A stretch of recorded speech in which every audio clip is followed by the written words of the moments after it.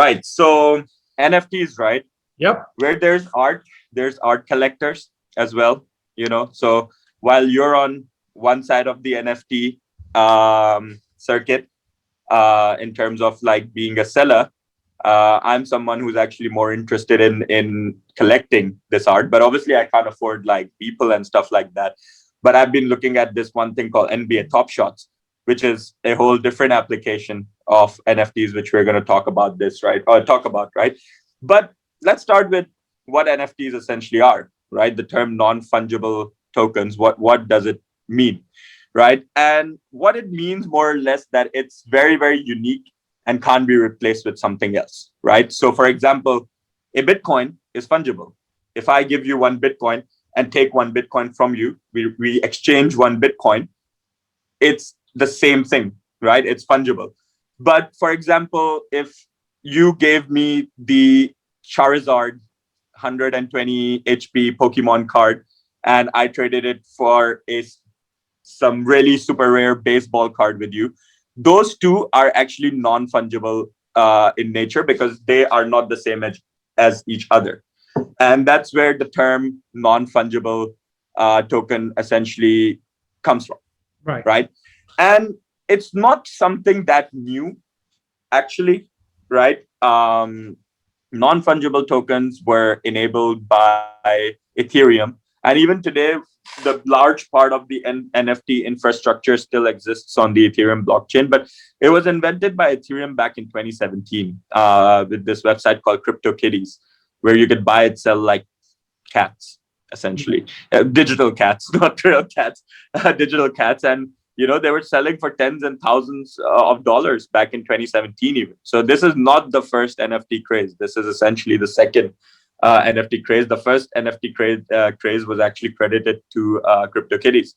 But this time around, it has a different feel around it. I think obviously one of the biggest reasons is that there's a lot more adoption of the blockchain industry that has come. But obviously, people have realized that their artists like yourselves have realized that their artwork has digital value, and they're trying to extract it, right? So NFTs can really be anything digital. They could be drawings, they could be music, right? Not just art. And they could even be your brain downloaded into a chip, right?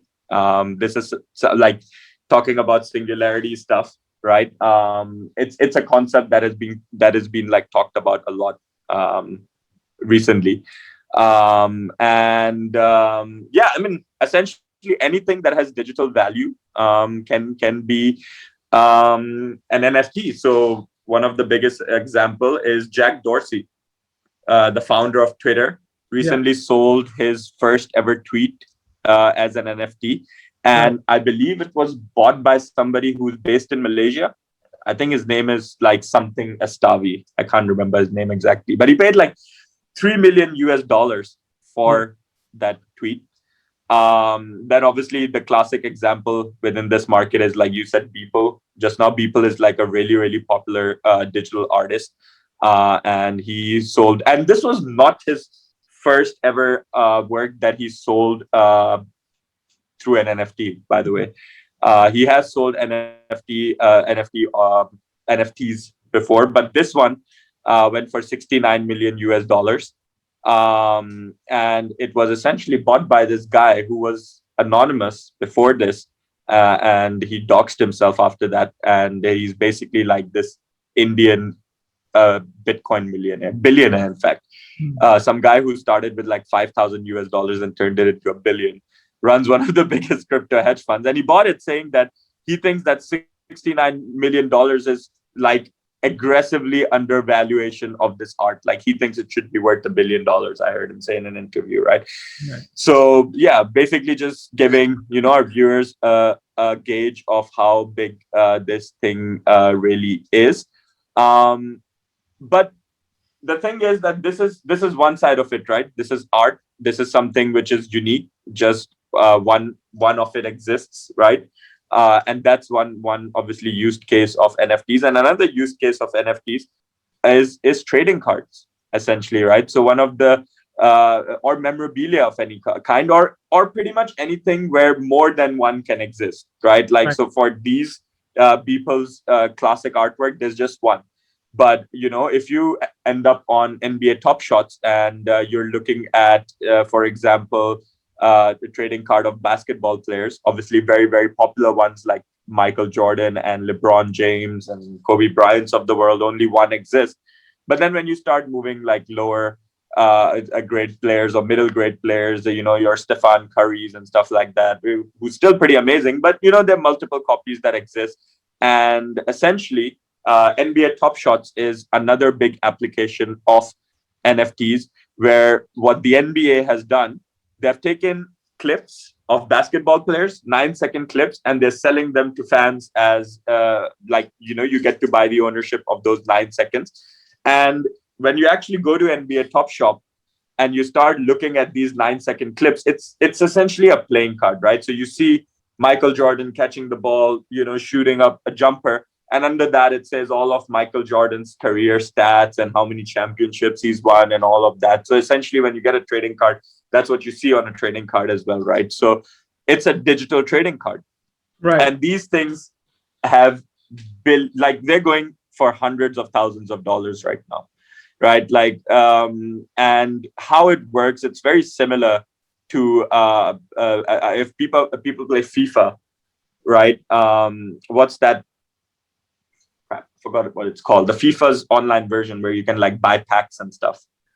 The FIFA Live, is it called that? I don't know. I'm not Like sure. I don't really play FIFA, but somebody told me that like the concept is very similar, where you actually buy packs, and inside the packs you could actually unlock a really crazy trading card. I mean, essentially like how you used to buy packs in real life as well, back in the Right. day. People Right. who were into Pokemon cards and stuff like that, they would buy packs. Just like that, you're buying packs, and in that you can find some really really valuable basketball plays and players, right? So that's aside from what you've been hearing about tweets being sold and like all this kind of stuff being sold on NFTs. The NBA Top Shop market is big, hundreds and thousands of dollars is what some of the players are going for. Players them, uh, sorry, players themselves on them. Sorry. Yeah. And it's quite crazy. The whole platform is really hustling and bustling at the moment. So my big involvement in the NFT market, unfortunately, I still can't afford $69 million worth of art, and I don't have $3 million to pay for a tweet. But I certainly don't mind getting in on, like, I'm a big basketball fan, so like, a lot of people would have heard of Zion Williamson. He's this like new big talent that has come into the NBA. So, for example, I think that he's going to be a big deal in a couple of years, and so I'm collecting a lot of his highlights, right, Right. on NBA Top Shots, right, and just like that. That's basically. I mean, I think that this is something that's really there already, has like a big usage. Like I know that other American sports are gonna follow this, right? Like baseball and NFL, and this is gonna be big when it comes into NFL, and then this thing is gonna start spreading globally.